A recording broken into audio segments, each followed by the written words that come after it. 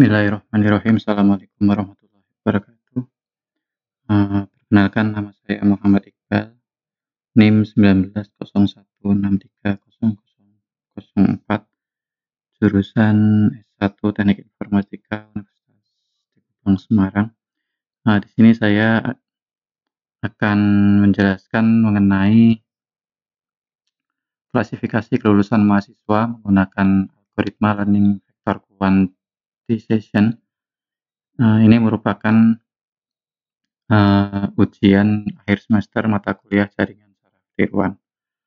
Langsung saja, pada jurnal penelitian kali ini saya ambil dari penelitian yang berasal dari Universitas Lambung Mangkurat, tapi saya memperolehnya itu dari media.neliti.com. Yang akan kita bahas di sini adalah tentang klasifikasi kelulusan mahasiswa menggunakan algoritma learning vector quantization. Dan pada program studi ilmu komputer FMIPA ULM itu kan setiap tahunnya meluluskan puluhan mahasiswa S1 setiap tahun. Nah, salah satu kriteria dari penelitian yang ada di program akreditasi fakultas tersebut itu adalah penilaian terhadap lama studi mahasiswa yang lulus tepat waktu. Nah, pada penelitian ini akan dilakukan klasifikasi kelulusan berdasarkan status lama studi mahasiswa, yaitu apabila kurang dari 4,5 tahun itu berarti tepat waktu, dan apabila lama studinya lebih dari 4,5 tahun itu berarti tidak tepat waktu. Nah, klasifikasi kelulusan mahasiswa berdasarkan IP dari semester 1 sampai dengan semester 4 yang sudah lulus. Jadi, jika suatu sistem dapat melakukan klasifikasi kelulusan mahasiswa sebagai prediksi lama studi mahasiswa, diharapkan ini akan menjadi rekomendasi bagi dosen pembimbing akademik mahasiswa untuk memberikan nasihat kepada mahasiswanya yang terdeteksi kemungkinan lulus tidak tepat waktu. Sehingga hal ini juga bisa mencegah dari timbulnya dropout yang dapat diambil lebih awal. Dan di penelitian ini, hasil akurasi yang sesuai dengan data uji sebesar 70% dengan menggunakan alfa sebesar 0,5, dekremen alfanya 0,35, dan max epoch-nya adalah 500.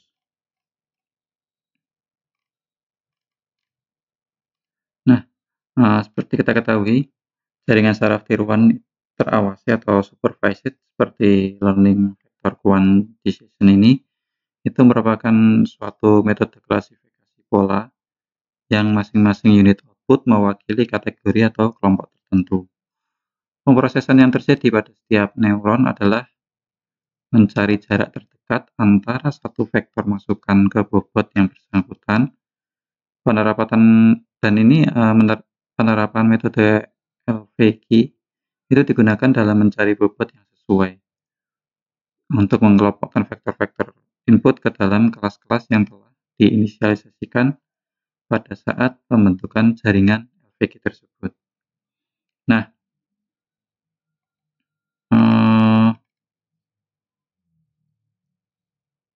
menurut J.J. Siang, itu jaringan saraf tiruan dibentuk sebagai generalisasi model matematika dari jaringan saraf biologi dengan asumsi yang pertama, yaitu pemrosesan informasi terjadi pada banyak elemen sederhana atau neuron. Terus sinyal yang dikirimkan di antara neuron-neuron melalui penghubung-penghubung. Penghubung antar neuron memiliki bobot yang akan memperkuat atau memperlemah suatu sinyal tersebut. Dan yang terakhir, untuk menentukan output, maka neuron menggunakan fungsi aktivasi yang dikenakan pada penjumlahan input yang diterima. Besarnya output ini selanjutnya dibandingkan dengan suatu ambang batas atau threshold. Nah, arsitektur jaringan LVQ sendiri itu merupakan suatu metode untuk melakukan pembelajaran pada lapisan kompetitif yang terawasi. Jadi suatu lapisan kompetitif akan secara otomatis belajar untuk mengelompokkan vektor-vektor masukan. Dan kelas-kelas yang didapatkan nanti sebagai hasil dari lapisan kompetitif ini hanya tergantung pada jarak antara vektor-vektor masukan. Jadi jika dua vektor masukan mendekati sama, maka bisa dipastikan lapisan kompetitif akan meletakkan kedua vektor masukan tersebut ke dalam kelas yang sama. Nah, ini seperti pada gambar yang pertama, ini jaringan saraf LVG. Jadi arsitektur LVG terdiri dari lapisan input, lapisan kompetitif, terjadi kompetisi pada input untuk masuk ke dalam suatu kelas berdasarkan kedekatan jaraknya. Dan yang terakhir yaitu lapisan output atau output layer. Nah, ini ya seperti yang ada di gambar. Nah, algoritma LVG bertujuan akhir untuk mencari nilai bobot yang sesuai untuk mengelompokkan vektor-vektor ke dalam kelas tujuan yang telah diinisialisasi pada saat pembentukan jaringan LVG. Nah, sedangkan untuk pengujiannya itu menghitung nilai faktor atau kelas faktor yang terdekat dengan vektor input atau dapat disamakan dengan proses pengklasifikasian atau pengkelompokan. Jadi ada beberapa istilah nanti yang akan digunakan di dalam penelitian ini. Untuk X itu yaitu vektor pelatihannya atau bisa dikatakan inputnya, T itu kategorinya yang tepat untuk kelas untuk vektor pelatihan, dan W itu adalah bobot, C itu kategori, X sampai WJ itu jarak Euclidean atau vektor input, dan bobot vektor untuk layer output ke J. Nah, ada beberapa algoritma dari pembelajaran LVG. Yang pertama, langkah yang paling awal itu adalah inisialisasi dulu. Inisialisasi vektor referensi. Langkah berikutnya yaitu ketika kondisi pada inisialisasi tersebut adalah false, maka lakukan langkah selanjutnya. Nah, langkah berikutnya untuk setiap input pelatihan vektor X, itu lakukan langkah 3 nomor 3 sampai nomor 4, yaitu temukan J hingga X min WJ itu bernilai minimum. Dan langkah selanjutnya lagi, perbarui bobotnya tadi. Jadi jika kategorinya itu sama dengan kategori yang tepat atau kelas untuk vektor pelatihan itu sama dengan kategori atau kelas yang ditampilkan oleh unit output ke J, maka bobot baru itu sama dengan bobot lama tambah alfa X min WJ yang lama. Jika kategorinya yang tepat itu tidak sama dengan kategori atau kelas yang ditampilkan oleh unit output, maka bobot baru sama dengan bobot lama dikurangi alfa X bobot dikurangi bobot yang lama. Perbedaannya itu ya, jadi ada di kalau yang sama dengan kalau yang sama berarti ditambahkan, tapi kalau yang tidak sama berarti dikurangi. Nah, setelah ketemu hasilnya itu baru kita masuk ke langkah berikutnya yaitu kurang rating pelatihan. Setelah selesai di langkah yang kelima, langkah yang keenam yaitu kondisi akhir untuk tes, tes kondisi berhenti, yaitu suatu kondisi yang memungkinkan menetapkan sebuah jumlah tetap dari iterasi atau rating pembelajaran mencapai nilai yang kecil atau yang cukup. Nah, baru setelah itu terakhir proses pengambilan hasil output dari LVG tersebut. Jadi pengambilan hasil dilakukan hanya pada proses testing atau pengujian. Nah, ada beberapa metode yaitu untuk mencari data. Tahapan-tahapannya itu dari literatur, identifikasi, dan pengumpulan data. Dan untuk LVG ini, itu yang pertama pencarian literatur, yang kedua adalah identifikasi dan pengumpulan data. Ini data yang digunakan kebetulan adalah data akademik mahasiswa yang didapatkan dari bidang akademik FMIPA ULM. Yang terakhir yaitu persiapan dan pemilihan data.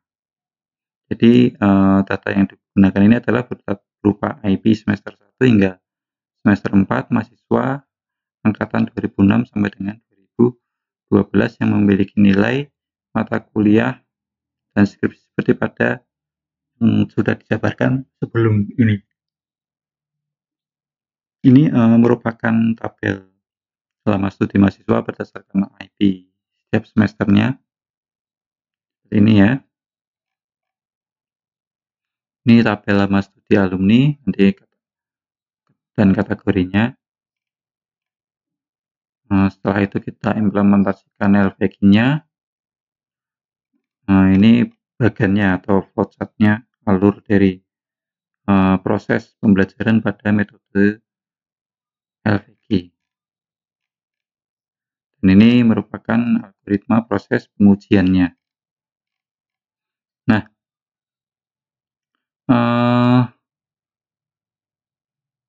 selanjutnya kita akan masuk ke pembahasannya. Jadi agar dapat dikenali oleh jaringan, kategori harus diubah ke dalam bentuk numerik. Dengan kata lain, kita akan diberi nilai 1 jika lulus tepat waktu, dan diberi nilai 2 jika tidak lulus tepat waktu. Jadi nanti langsung pada proses pelatihan data, penelitian ini memasukkan data latih yang akan digunakan sebagai bahan pembelajaran dan data parameter-parameter yang akan digunakan dalam LVG tersebut. Ada alpha atau learning rate itu sebesar 0,5, decrease alpha atau penurunan learning rate atau sebesar 0,35, serta maksimal epoch atau maksimum epoch yang limitnya itu sebesar 500. Ini tabel bobot proses awal pembelajaran. Jadi hasil atau output dari pelatihan data yang didapatkan berupa data bobot akhir yang optimal untuk mewakili jarak dari setiap kelas output yang akan digunakan pada proses pengujian dengan menggunakan perhitungan jarak Euclidean antara data uji terhadap data bobot optimal yang didapatkan dari proses pelatihan. Nah, ini pada tabel keempat kita sudah dapat sajikan hasil pengujian klasifikasi kelulusan mahasiswa. Jadi ada sekitar 37 data. Di sini nanti didapat hasilnya. Jadi kalau apabila lebih kecil dari 1, itu maka untuk kelas 1, kelas 2-nya lebih besar dari 1, targetnya 1, outputnya 1, itu berarti hasilnya adalah sesuai. Namun kalau kelas 1-nya itu 1, kelas 2-nya 2, targetnya 2 dan outputnya ternyata 2, itu berarti juga sesuai. Dan seterusnya gitu ya. Nah, kita lakukan train untuk melakukan pelatihan ini sebanyak 37. Jadi dari yang sudah dipaparkan di atas, itu kita dapat menarik kesimpulan berdasarkan hasil pengujian yang telah dilakukan untuk klasifikasi kelulusan mahasiswa dengan menggunakan jaringan saraf tiruan LVG ini dapat menjadi rekomendasi bagi penasihat akademik untuk memprediksi dini kelulusan mahasiswa sehingga tindakan pencegahan atau TO ini dapat diambil keputusannya lebih awal. Dan hasil penelitian ini juga menunjukkan tingkat akurasi 70% dari data pengujian yang dikenal jaringan sesuai target dan 30% tidak sesuai dengan target. Nah, sehingga hal ini bisa disebabkan karena banyak faktor lain yang mempengaruhi proses belajar mahasiswa itu sendiri dalam mengikuti perkuliahan, baik faktor internal maupun eksternal atau yang lainnya dalam menyelesaikan studinya. Demikian yang bisa saya sampaikan pada kali ini. Assalamualaikum warahmatullahi wabarakatuh.